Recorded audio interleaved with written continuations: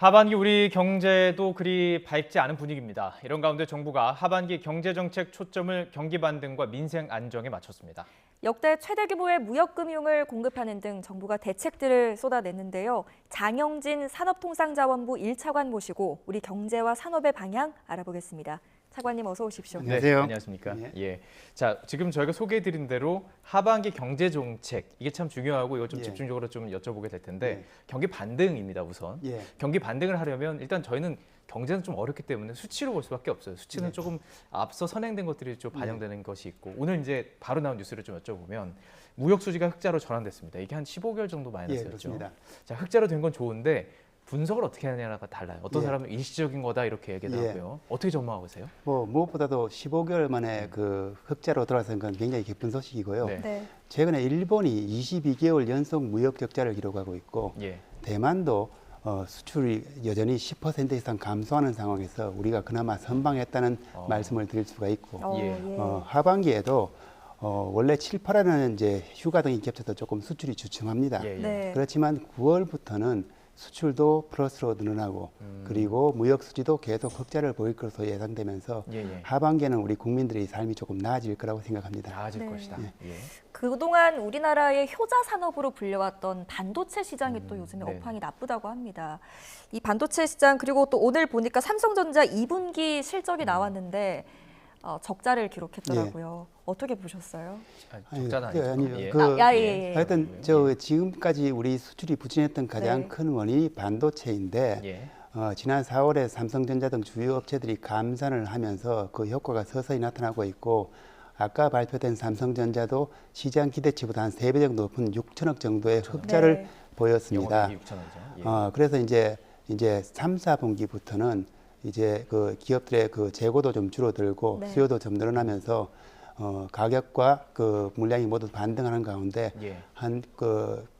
특히 그 9월 정도부터는 반도체도 본격적으로 회복세를 보일 것으로 생각되고 우리 수출 확대에 기여할 것으로 보입니다. 9월에 치고 올라가야 하반기 그리고 이제 연말까지 이어지는 분위기가 좀 좋아질 수가 있는 상황인데 자, 하반기 경제 정책의 경기 반등에 초점을 맞췄습니다.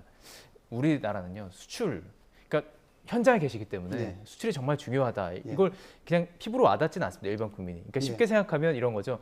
우리가 팔 수 있는 물건을 살 수 있는 나라, 뭐 사람이 10명이었다면 수출이 잘 되면 이게 100명이 될 수도 있고 1000명이 될 수도 있고 10,000명이 될 수도 있어요. 그 금액이 확 올라가는 건데 그만큼 수출이 중요한 것인데 수출을 더 잘해야 된다. 이겁니다. 이거 어떤 대책이 있을 수 있는 거예요? 사실 지금 우리 정부의 가장 그 우선순위에 있는 이제 정책이 수출인데 대통령께서 금년 들어서만도 한 3번 정도 수출 대책 회의를 주재하시고 또 각종 순방 때마다 영업 사원을 자체하시면서 지금 세일즈 외교를 강력하게 하고 있습니다. 뭐 저희들도 이제 하반기에 조금 여건이 나아지지만 좀 이 모멘텀을 놓치지 않기 위해서 아까 말씀드린 대로 184조 원에 달하는 사상 최대의 무역 금융을 하반기에 집중 지원하고 또 지역별로 품목별로 촘촘한 그 수출 지원 대책을 마련해서 정말 하반기에는 우리 경제가 본격적으로 반등할 수 있도록 노력하겠다는 말씀을 드립니다. 이 수출을 잘하기 위해서는 나라 간의 또 관계도 중요할 텐데 지금 중국과의 관계가 또 지금 이렇게 호황도 아니다 보니 걱정입니다. 어떻게 좀 보고 계세요? 그 답변을 드리기 전에 중국 시장이 그동안 많이 변해왔습니다. 한 10년 전만 해도 반도체를 제외하고도 우리가 중국 시장에서 한 400억 불 그 흑자를 보여왔는데 그렇죠. 화장품도 있고 지난해에는 반도체를 제외할 경우에 한 200억 불이 넘는 적자를 보일 정도로 시장 자체가 변해왔습니다. 그래서 우리가 이제 그 과거 이제 주력 수출 시장에서 이제 경쟁 상대로 등장했기 때문에 우리가 그게 맞는 대책을 추진하고 있습니다. 그 이제 중국 이외의 지역으로 수출 지역을 다변화하는 노력을 하고 있고 또 중국 시장도 여전히 제일 큰 시장이기 때문에 중국 그 수출 시장을 확대하기 위해서 마케팅 노력을 하고 또 우리 기업들의 애로를 풀고 또 우리 중국에서 돌아오는 우리 기업들을 위해서 외국인 투자 기업에 준하는 그런 또 유턴 대책도 추진하고 있습니다. 실제로 지금 중국과의 수출 분위기는 좀 어떠세요? 보시기에? 우리 이제 수출 시장이 변했다는 게 과거 소비재 위주의 시장에서 이제 중간재 위주의 시장으로 변했다는 의미고 특히 반도체라든가 첨단 제품의 그 수출은 그렇게 그 관계에 그렇게 영향을 받지 않기 때문에 앞으로도 그 꾸준하게 그런 그 수출 규모를 유지할 거라고 봅니다. 알겠습니다. 일단 다 긍정적으로 지금 보고 있고 어떻게 보면 이제 9월 정도에 어떤 지금 이 대책들에 대한 중간 뭐라 그래야 될까요? 중간 체크 정도 할 수 있을 것 같은데요. 자, 그럼에도 불구하고 지금 여러 가지 악재들이 있고 두려움 속에서 헤쳐나가야 되는 부분들이 있습니다. 그 중에서도 하나가 바로 민주노총 총파업 부분이에요.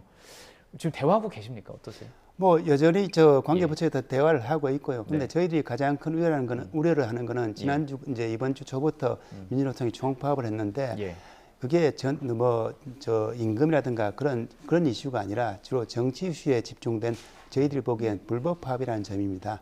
그래서 지난 월요일 날 우리 이제 산업부 장관과 경제단체가 같이 간담회를 개최하고 불법 파업 중단을 촉구했고 뭐 새 정부의 가장 큰 특징적인 정책이기도 하지만 어떤 법과 원칙에 따라서 불법에 대해서는 철저하게 대응한다는 입장을 밝힌 바 있습니다. 또한 그럼에도 불구하고 우리 수출과 생산에 차질이 발생하지 않도록 매일 그 업종별 모니터링을 하면서 필요한 대책들을 추진하고 있습니다.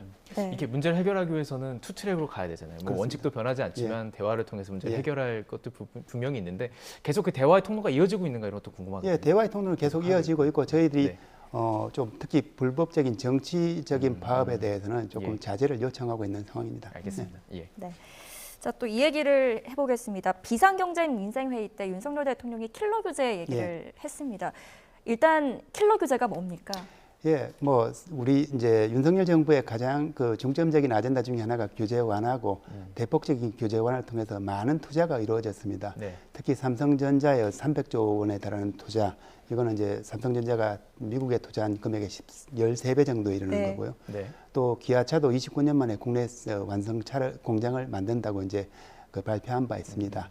이제 대통령께서 말씀하신 킬러 규제는 이렇게 이제 기업들이 투자를 하는데 정말 결정적인 장애가 되는 그런 규제를 그 말씀하신 걸로 저희들은 받아들이고 있고 이제 국조실 중심으로 관계부처들이 모여서 킬러 규제 그 혁파를 위해서 지금 대책을 마련하고 있습니다. 기업들 많이 만나시잖아요. 기업 만나고 회의하시고 어떤 얘기들을 하는지 진짜 그 킬러 규제가 뭔지 좀 구체적으로도 설명해 줄 수 있나요? 지금 나오고 있는 얘기들. 대표적으로 우리 요즘 이제 기업들이 첨단 산업에 대한 투자를 많이 하니까 뭐 화학물질 사용이 많습니다. 화학물질 등록 등과 관련된 환경 규제라든가 그리고 첨단 산업이 이제 입지 같은 걸 구할 때 지금 기존 제도로는 그 허용이 안 되는 그런 부분이 있어. 입지 규제 같은 것도 필지를 막 갖춰야 되고 막 그리고 뭐 그 산업표준 분류에 포함되지 않는 그런 부분이 나왔을 때 산업단지에 입주할 수 없는 그런 부분들 그런 부분들 중점적으로 저희들이 풀어나가고자 합니다.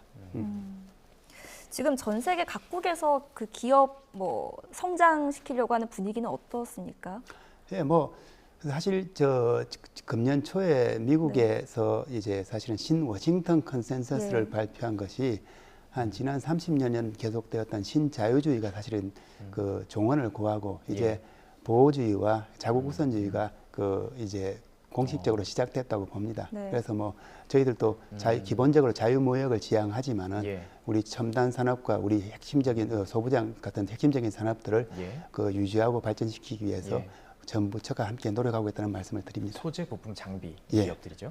자, 그것도 문제고요. 이제 하반기 경제 반등 외에도요. 중요한 게 지역 경제 활성화입니다. 지역들이 지금 계속 인구들이 줄어들고 있고 활력이 떨어지고 있고 이런 지금 하소연을 하고 있는 상황인데 어떻게 해야 될까요? 어떤 지금 과제들을 어떻게 풀어나갈 계획이신가요? 지금 뭐 우리나라 GDP나 인구의 50% 이상이 이제 수도권에 몰려 있고 특히 또 우리가 간과해서는 안 될 것은 이 수도권 집중이 그 국가적 과제인 저출산하고도 연결되어 있다는 연구 결과가 나와 있습니다.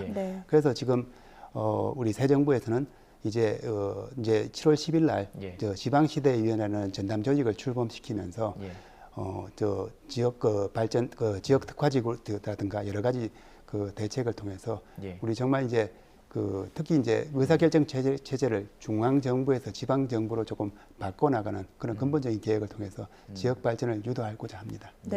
지금 지역 소멸 위험도 점점 커지고 있잖아요. 여기에 대한 대책도 혹시 뭐 가지고 있는 게 있을까요? 결국 지역에 왜 청년들이 안 가냐 그러면 네. 일자리가 없고 네. 뭐 짝을 찾을 수 없다 이런 얘기입니다. 그래서 예. 뭐 저희들이 그 지금 각종 아까 말씀드린 첨단 산업 특화 지구라든가 기업발전 특화라든가 여러 가지 제도를 통해서 예. 정말 이 지금 지역에서 수도권으로 가는 원심력만 작용하고 있는 것을 이제 구심력으로 만들기 위해서 예. 어떤 선택과 집중을 통해서 집중 개발하고자 하는 그런 노력을 기울이고 있습니다. 그렇군요. 예. 물론 이제 이 부분에 대해서 중앙에서 이제 집행하는 또 다른 행정부도 있을 것이고 같이 이제 하는 것일 텐데 어떻게 이루어가는지 산업단지 지금 저희가 이제 지자체장, 광역단체장 많이 오시고 이야기하다 보면 뭐 의지라든지 강력하시더라고요. 이곳에 산업단지를 꼭 유치하겠다 이런 것들도 네. 이제 유치하기 때문에 관련 소식 자세히 짚어보겠습니다. 네. 자 이제 두 번째가 어떤 것이냐면 그 민생 안정이에요. 민생 안정에는 지금은 전기료 뭐 여러 가지 특히 이제 너무 덥고 에어컨 틀어야 되겠고 전기세는 좀 걱정되고 이런 문제들이 있어요. 이거 어떻게 해야 될까요? 사실 저 최근에 그 사실은 지난 정부부터 좀 전기 요금을 현실화 시켜야 되는데 그것이 반영이 안 되고 누적되다 보니까 부담이 이제 작년 올해 증가되면서 새 정부 들어서 상당한 전기 가스 요금 인상이 이루어졌습니다. 특히 여름에 이제 냉방 걱정이 되는 부분이 있는데 이제 그렇기 때문에 정부에서는 그 에너지 바우처를 통해서 그 지원 대상을 114만 명으로 확대하고 지원 폭도 굉장히 늘리고 또 지난 특히 저소득층에 대해서는 지난번에 인상된 전기 요금을 1년간 유예하는 대책을 발표한 바 있고 또한 여름에 또 우리 학생들이 고생하지 않습니까? 그래서 이번에는 이제 산업부뿐만 아니라 모든 부처가 참여한다는 차원에서 교육부가 1조 1천억 원의 규모의 자금을 마련해서 냉방 요금도 지원하고 또 저효율 냉방기를 고효율 냉방기로 바꾸는 그런 막대한 투자를 결정했습니다. 이를 통해서 우리 학생들이 그리고 저소득층들이 조금 더 시원한 여름을 날 수 있을 거로 기대하고 있습니다. 네. 그렇다면 올해 안에 또 인상이 이루어질 가능성은 있습니까? 예, 전기요금은 뭐 사실 뭐 우리 한전의 재무구조 외에도 여러 가지 요인을 봐서 결정해야 되는데 금년에 이제 한 번 남았는데 두 번 남았죠.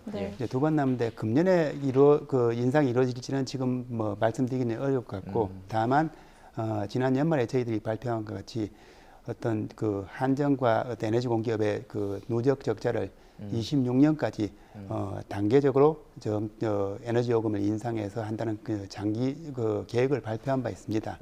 그 과정에서 이제 그런 분기별로 결정할 때 어떻게 할지는 그때그때 상황에 따라서 물가라든가 여러 가지 상황을 해서 결정하는 거고요. 다만 이제 저희들은 그 와중에도 우리 이제 에너지 공기업의 구조 조정이라든가 그다음에 저소득층에 대한 지원이라든가 또 우리 에너지 효율을 확대하는 여러 가지 정책들을 동시에 추진해 나갈 계획입니다. 예, 알겠습니다. 지금 이게 요금이 분기별로 퍼센트로 올릴 수가 있는 거잖아요. 상한선 정해졌잖아요. 그러니까 지금 안 올리면은 나중에 혹시 또 한꺼번에 오르거나 그런 걱정 안 해도 되는 거고. 뭐 저희들 여러 가지 고려를 해야 되겠지만 다행인 것은 최근에 에너지 가격이 좀 안정되고 해서 과거에 비해서는 인상 요인이 조금 최근에 발생한 인상 요인이 적기 때문에 조금 저희들이 좀 운영하기가 좀 쉬워졌다는 그런 말씀을 드립니다. 알겠습니다. 네, 여기까지 듣겠습니다. 지금까지 장영진 산업통상자원부 1차관과 함께 이야기 나눠봤습니다. 잘 들었습니다.